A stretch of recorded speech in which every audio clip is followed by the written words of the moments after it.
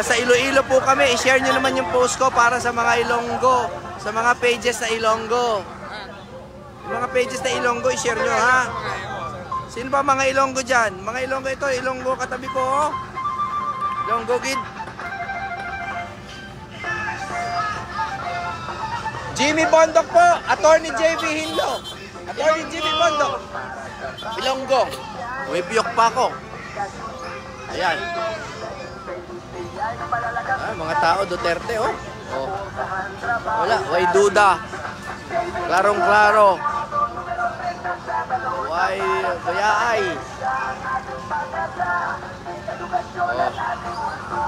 Grabe, ang daming tao, pati viewers ang dami.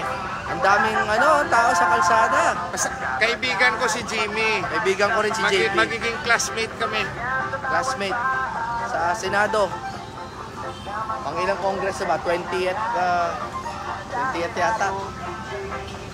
Sa sakit ulo ng administrasyon sa kay Attorney Jimmy at kay Attorney Hinlo. Sama na natin si Attorney Raul Lambino, Attorney Vic Rodriguez at kay Attorney Rodante Marcoleta.